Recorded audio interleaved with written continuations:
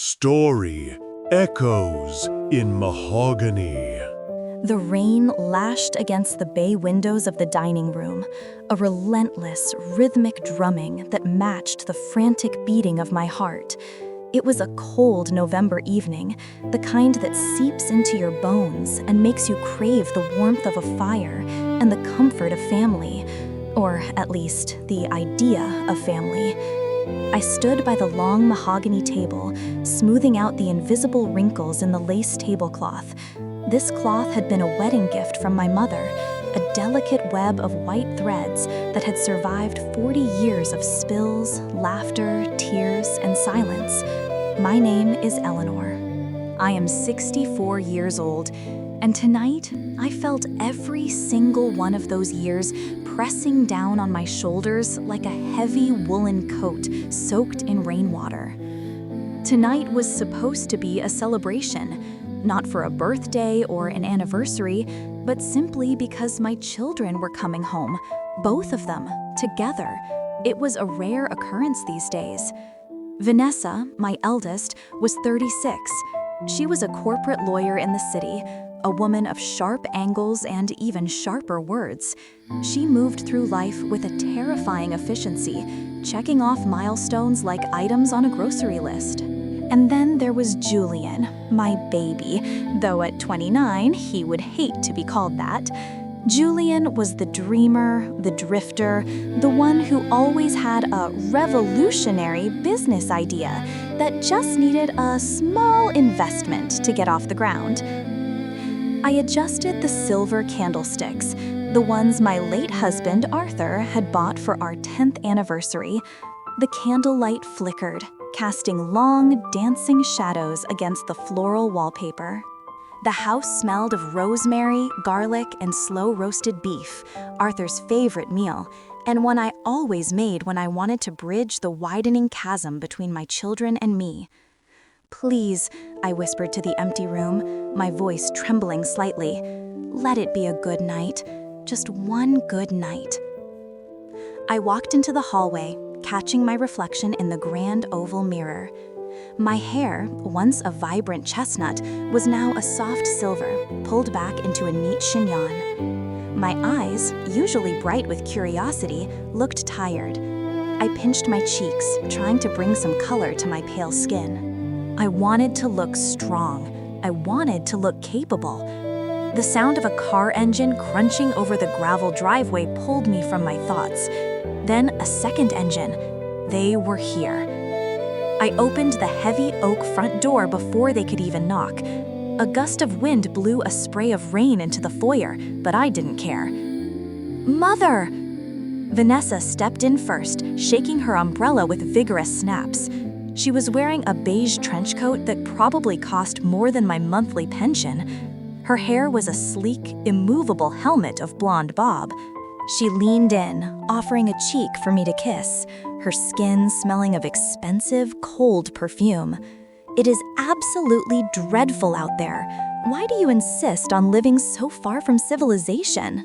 "Hello, Vanessa," I said, ignoring the barb. "You look beautiful." "I look exhausted," she corrected, stepping out of her heels and leaving them in the middle of the rug. "But thank you." Julian followed her, looking disheveled amid in a jacket that wasn't warm enough for the season. He looked thinner than the last time I saw him. His eyes darted around the hallway, avoiding mine for a second, before he plastered on that charming, lopsided grin that used to melt my heart when he was 5. "Hey, Mom," he said, pulling me into a hug. He smelled of damp wool and stale tobacco. "House looks big, as always." "It's good to see you, Julian," I said, squeezing him tight, trying to feel the little boy he used to be, but his body was stiff, and he pulled away quickly. "Something smells good," he noted, rubbing his hands together. "I'm starving. I haven't eaten since breakfast." "Well, dinner is ready," I said, ushering them toward the dining room. "Come, sit, pour some wine. I just need to get the roast from the oven." As I retreated to the kitchen, I felt a knot of anxiety tighten in my stomach. There was a tension in the air, a static charge that wasn't just about the weather. They had hadn't come just to eat roast beef. I could feel it. The way Vanessa had glanced at the staircase, assessing the condition of the wood. The way Julian had looked at the antique grandfather clock, not to check the time, but as if he were estimating its pawn value. I took a deep breath, gripping the edge of the granite countertop. "Don't be paranoid, Eleanor," I told myself. "They are your children. They love you." I carried the heavy platter into the dining room. They were already seated. Vanessa had poured herself a large glass of the red wine I had decanted, and Julian was tapping his foot nervously against the table leg. They stopped talking the moment I entered. The silence was sudden and loud. "Here we are," I announced with forced cheerfulness, placing the steaming meat in the center of the table. "Julian, would you carve?" "Sure, Mom." He took the knife and fork, his movements clumsy. We began to eat. For the first 20 minutes, the conversation was a fragile thing, constructed of polite trivialities. We talked about the weather, terrible, Vanessa's firm, busy, and Julian's latest apartment, temporary. "So," Vanessa said, wiping the corner of her mouth with a linen napkin. She set her fork down with a deliberate clink. "This roast is delicious, Mother. Really, you always were a wonderful cook." "Thank you, darling," I smiled, though my appetite had vanished. "It's your father's recipe." "Right, Dad," Julian mumbled, taking a large gulp of wine. "He loved this house, didn't he?" The mention of Arthur made my chest ache.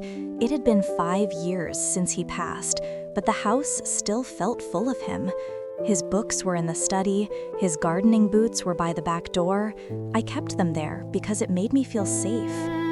"He did," I said softly. "We bought this place when you were just a baby, Vanessa. It was a ruin. We spent every weekend for 10 years fixing it up. Every nail, every tile. It has our history in it." Vanessa exchanged a look with Julian. It was a quick, sharp glance, like a signal flare. "That's actually what we wanted to talk to you about, Mother," Vanessa said, her voice shifting into her courtroom tone, smooth, authoritative, and devoid of warmth. "The house." I froze, my fork hovering halfway to my mouth. "The house? What about it?" "It's too big for you, Mom," Julian chimed in, leaning forward. "I mean, look at it. 4 bedrooms, 3 baths, the garden. It's a monster to maintain, and you're not getting any younger."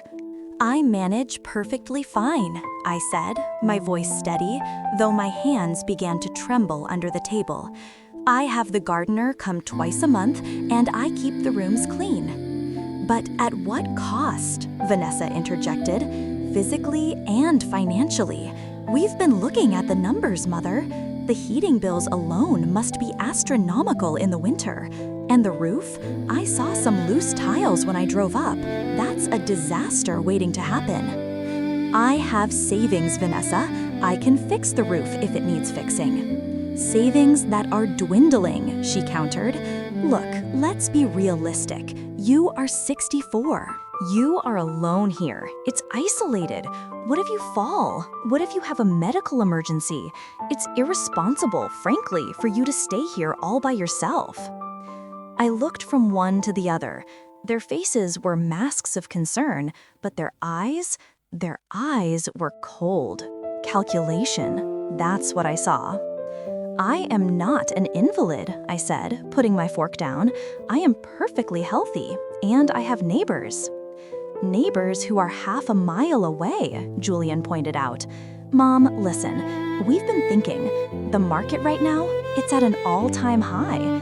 This house, it's sitting on a gold mine. If you sell now, you could get an incredible price." "Sell?" The word hung in the air like a curse. "This is my home, Julian. This is where I raised you. This is where your father died." "Exactly," Vanessa said softly, leaning in and placing her hand over mine. Her hand was cold. "It's a mausoleum, Mother. You're living in a museum of memories. It's not healthy. You need a fresh start, somewhere manageable, somewhere brighter. She reached into her designer handbag and pulled out a glossy brochure. She slid it across the table toward me. Silver Glade, Luxury Senior Living. The cover featured smiling elderly people with white teeth playing bridge in a sunlit room. "I took the liberty of visiting Silver Glade last week," Vanessa said. "It's lovely, Mother, truly. They have a gym, a heated pool, social events every night. You wouldn't be lonely anymore. And it's a condo arrangement, so you'd own your unit, but without the hassle of maintenance." I stared at the brochure. It looked like a hotel for people waiting to die. "I don't want to live in a facility," I whispered. "It's not a facility," Vanessa snapped, losing patience slightly. "It's a community. And it's expensive. But, and here is the beauty of it, if you sell this house, you can buy a premium unit at Silver Glade outright, and you would still have a significant amount of cash left over." "Cash?" I repeated. The word tasted like ash. "Is that what this is about?" Julian cleared his throat, shifting uncomfortably. "It's not just about the cash, Mom, but, well, the surplus money could really help the family. I mean, Vanessa and we're struggling a bit." I looked at my son. "Struggling? Julian, I paid off your car loan last year. I gave you $10,000 for that startup that never started." "That was different," he protested, his face flushing red. "That was bad luck, but I have a new opportunity now, a sure thing. But I need capital, and Vanessa, she has her own debts." I turned to my daughter, the successful lawyer. "You?" Vanessa stiffened. "Life in the city is expensive, Mother, and I made some poor investment choices in the real estate market a few years ago. I'm underwater on my apartment. If I don't come up with a lump sum soon, I might lose it." "So," I said slowly, the realization washing over me like icy water, "you want me to sell my home, the home your father and I built with our bare hands, move into a retirement complex I don't want, just so you can split the remaining profit to fix your mistakes?" "It's not profit," Vanessa hissed. "It's our inheritance. You're sitting on it. What's the point of hoarding all this equity when your children need it now? Dad would have wanted you to help us." That was the blow that shattered me. "Do not," I said, my voice rising, shaking with a rage I hadn't felt in years. "Do not dare speak for your father. Your father worked double shifts at the factory so you could have braces, Vanessa. He drove an old rusted truck so we could pay for your college, Julian. He sacrificed everything for you. And now you have a chance to help us again." Julian slammed his hand on the table, making the silverware jump. "Why are you being so selfish? You're one old woman in a 5-bedroom house. It's ridiculous. It's greedy." "Selfish?" I stood up, my legs trembling. "Greedy? I have given you everything. My youth, my energy, my love. And now you want my shelter?" "Oh, stop with the dramatics, Mother." Vanessa rolled her eyes, taking a sip of wine. "We aren't throwing you on the street. Silver Glade is nice, better than this drafty old place. We are trying to be practical. We've already spoken to a realtor. He thinks he can list it by next week." You spoke to a realtor?" I felt the room spinning. "Behind my back?" "We wanted to be prepared," Vanessa said coolly. "His name is Mr. Sterling. He's very good. He has a buyer in mind, actually, a developer. They want to tear it down and build 3 modern units on the land. They're offering cash." "Tear it down?" Tears welled up in my eyes, blurring the sight of my children. "They want to bulldoze the rose garden your father planted? The treehouse where you played?" "It's just dirt and wood, Mom," Julian shouted. "God, you are so sentimental. It's pathetic. It's money, real money that can change our lives. Why do you hate us seeing us succeed?" "I don't hate seeing you succeed. I hate seeing you act like vultures circling a body that isn't even dead yet. The silence that followed was heavy, suffocating. The rain continued to batter the windows, harder now, as if the sky itself was weeping with me. Vanessa stood up slowly. She smoothed her skirt, her face hard as stone. "We are not vultures, Mother. We are your children who are in trouble, and you are choosing a pile of bricks over us. That speaks volumes about your priorities." She reached into her bag again and pulled out a folder, a legal folder. "I had the papers drawn up," she said, tossing the folder onto the table next to the roast beef that had gone cold. "Power of attorney, and an agreement to sell. If you sign these, we can handle everything. You won't have to lift a finger. We'll pack your things, we'll move you." "And if I don't sign?" I asked, looking at the blue folder as if it contained a venomous snake. "Then you're on your own," Julian sneered. "Don't expect me to come running when the roof collapses or when you get lonely. If you don't care about us, why should we care about you?" "Is that a threat, Julian?" "It's a reality check," he spat. I looked at them, really looked at them. I searched for the toddlers who used to crawl into my bed during thunderstorms. I searched for the teenagers who promised they'd never leave me. They were gone, replaced by these strangers with hungry eyes and hollow hearts. "Get out," I whispered. "Excuse me?" Vanessa blinked. "Get out!" I screamed, a sound that tore from the bottom of my throat. "Get out of my house! Both of you! Take your papers and get out!" "You're making a mistake," Vanessa said, her voice icy. "You're going to regret this. You'll die here alone, and no one will find you for weeks." "I would rather die alone in my home than live with the knowledge that I raised such ungrateful, heartless children," I said, pointing to the door. "Go." They didn't argue further. They saw the look in my eyes, a look they had never seen before. It was the look of a mother who had finally run out of forgiveness. Vanessa grabbed her coat. Julian grabbed his phone, but in his haste, he knocked over his wine glass. The red liquid spread across the white lace tablecloth like a growing wound. He didn't apologize. He didn't try to clean it up. He just turned and walked away. The front door slammed, shaking the whole house. Then the car engines roared to life and faded into the distance. I was alone.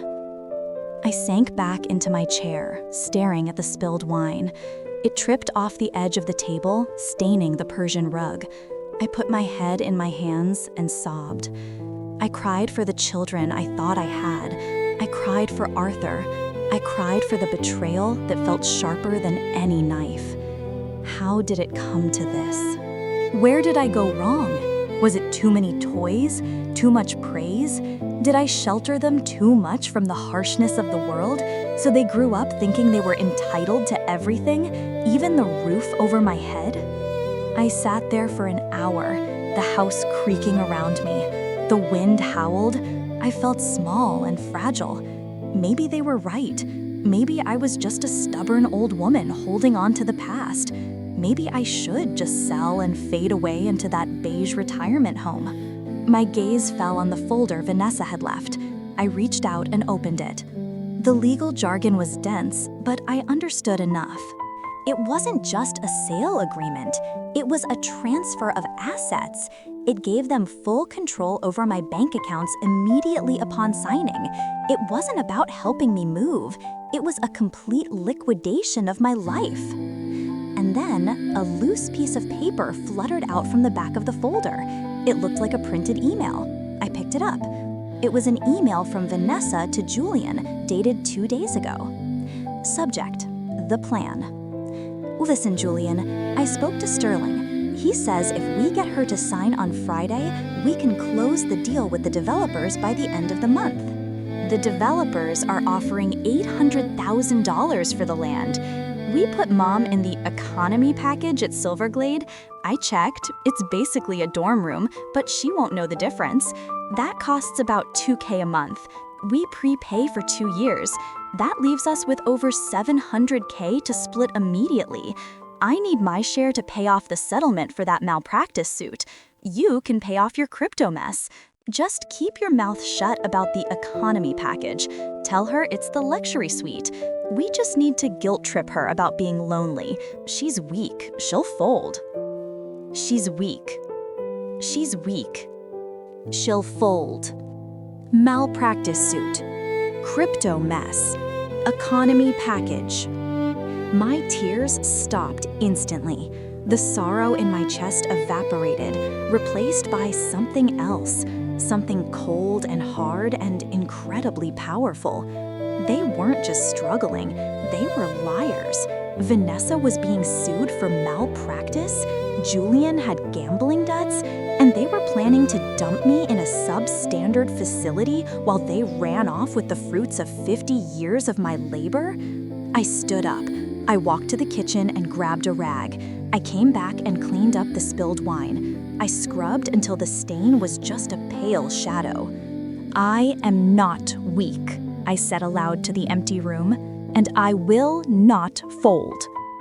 I went to the study and sat at Arthur's heavy oak desk. I picked up the phone and dialed a number I knew by heart. It was late, but I knew she would answer. "Hello?" a sleepy voice answered. "Theodora," I said, "it's Eleanor. I need your help." Theodora was my oldest friend, and more importantly, the most ruthless estate attorney in the county. "Eleanor, is everything all right?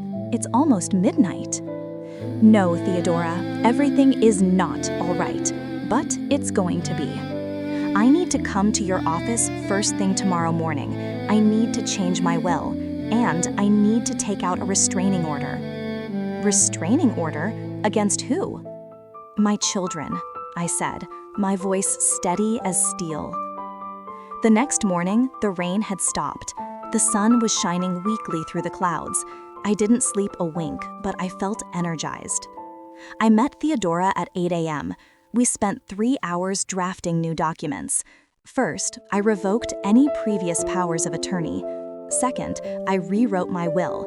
Not a single cent would go to Vanessa or Julian. Third, I set up a living trust. The house would remain mine until the day I died. After that, it would be donated to a local charity that provided housing for victims of domestic abuse, women who had to start over from nothing, just like I felt I was doing now. "Are you sure about this, Eleanor?" Theodora asked, looking at me over her glasses. "This is drastic. It's the nuclear option." "They plan to put me in a dorm room and tear down Arthur's garden to pay for their mistakes," I said. They looked me in the eye and lied. I am sure. "Very well," Theodora nodded, a grim smile playing on her lips. "I'll file these immediately." But I wasn't done. I went to the bank. I withdrew a small amount of money, enough for some renovations I had been putting off. Then I went to a locksmith. By noon, every lock in my house had been changed. I installed a security system with cameras. 2 days later, the phone calls started. Vanessa called first. "Mother, I'm sorry about the other night. We were just stressed. Let's talk. I'm coming over." "You are not coming over," I said into the receiver, "and if you try, the police will be called." "What? Are you insane?" "No, Vanessa. I am finally seeing clearly. I know about the malpractice suit. I know about the economy package. I found your email." There was a dead silence on the other end. "Mother, wait, I can explain." "There is nothing to explain. You wanted my money more than you wanted me. Now you will have neither. I have changed my will. The house goes to charity.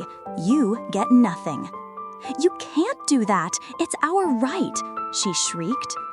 "Inheritance is a gift, not a right, and you have proven yourselves unworthy of it. Goodbye, Vanessa." I hung up. Then I blocked her number. I did the same for Julian. The weeks that followed were difficult. The silence in the house was different now. It wasn't the silence of waiting. It was the silence of peace. But there was grief, too. I mourned the loss of my children. I mourned the illusion of the family I thought I had. But I also found a new strength. I decided I didn't want to be alone in the big house, but I wasn't going to sell it. I contacted a local university. They had a program for graduate students who needed affordable housing. I interviewed applicants. I found 2 wonderful young women, Clara and Beatrice. Clara was studying literature, and Beatrice was a medical student. I offered them the 2 spare bedrooms for a very modest rent, in exchange for a little help around the garden and the joy of some company. They moved in a month later. Suddenly, the house was alive again. There was music, there was the smell of Clara's baking, there were books piled on the coffee table. One rainy afternoon, 6 months after the dinner, I was sitting in the living room with Clara. We were drinking tea. "Eleanor," Clara said, looking up from her book, "I wanted to thank you again. Living here, it saved me. I don't know what I would have done without this place. You're like, well, you've been so kind to me." "You helped me too, dear," I smiled. Just then, the doorbell rang. I checked the security monitor. It was Julian. He looked terrible. Unshaven, soaking wet from the rain, he was pounding on the door. Mom, please, open up. I have nowhere to go. They're going to take my car. Mom." Clara looked at me, alarmed. "Do you want me to call someone?" I looked at the screen. I saw my son, my baby. Part of me, the old part, the mother who sacrificed everything, wanted to run to the door, throw it open, and fix everything. I wanted to write him a check. I wanted to hold him. But then I remembered the look in his eyes when he called me selfish. I remembered the email. I remembered that he was willing to let me rot in a cheap facility so he could pay off a gambling debt. If I opened that door, I wouldn't be helping him. I would be enabling him. I would be letting the vampire back in to drain the last of my life. I stood up and walked to the intercom. "Julian," I said firmly. He looked up at the camera, hope flashing in his eyes. "Mom, thank God, let me in. It's freezing." "I cannot let you in, Julian." "What? Mom, don't be like this. I'm your son." "You are a grown man," I said. "You made your choices. You conspired against me. You tried to steal from me. I am not your bank account. I am a person." "Mom, please, I'm sorry." "I forgive you, Julian," I said, and I meant it. "I forgive you for my own peace. But I will not save you. You have to save yourself. Go away." "I won't go. I'll stay here all night." "Then I will call the police." "Don't make me do that." He stared at the camera for a long time. Then he kicked the door in frustration, screamed a curse word into the wind, and turned away. I watched him walk down the driveway, shoulders slumped, into the rain. It broke my heart. It shattered it into a million pieces, but I knew it was the only way. I turned back to Clara. My hands were shaking. She stood up and hugged me. It was a warm, genuine hug, the kind I hadn't received from my own children in years. "I'm okay," I whispered, patting her back. "I'm okay." And I was. Life went on. I gardened. I read. I cooked roast beef for Clara and Beatrice. I joined a book club in the village. I even started volunteering at the library. I heard rumors about my children. Vanessa had to sell her apartment and move to a smaller place. She was working for a less prestigious firm now. Julian had to get a real job waiting tables to pay his debts. They were struggling, but they were surviving, and for the first time in their lives, they were doing it on their own. Maybe, just maybe, that was the greatest gift I could have given them, the gift of necessity. I sat on my porch one evening, watching the sunset paint the sky in hues of purple and gold. The house behind me felt solid, warm, and protective. It wasn't a mausoleum, it was a sanctuary. I took a sip of my tea and closed my eyes. I had lost my children, but I had found myself. I had reclaimed my dignity. Being a parent means giving roots and wings. I had given them roots in this home, and I had tried to give them wings. But when they tried to burn the roots to gild their wings, I had to stop them. Pain is part of love, but so is respect. And I finally learned to respect myself enough to say no.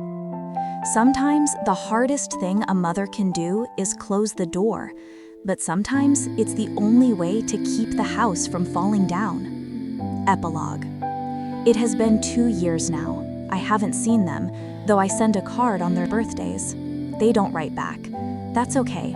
I have made peace with the silence. I look at the women my age who are drained dry by their adult children, women who live in fear of their own offspring, giving away their pensions just to buy a little bit of affection. I see the sadness in their eyes. I chose a different path, a harder path, but a path of truth. To anyone reading this who feels used, who feels like an ATM machine rather than a parent, who feels guilty for saying no, please listen to me. You owe your children love, guidance, and support when they are young. You do not owe them your future. You do not owe them your security. You do not owe them the blood in your veins. If they love you only for what you can give them, they do not love you. They are consuming you. Protect your heart, protect your home, and never, ever let anyone make you feel guilty for being alive. Please don't forget to subscribe to the channel and hit the bell icon so you never miss a new story. Your support helps us keep writing.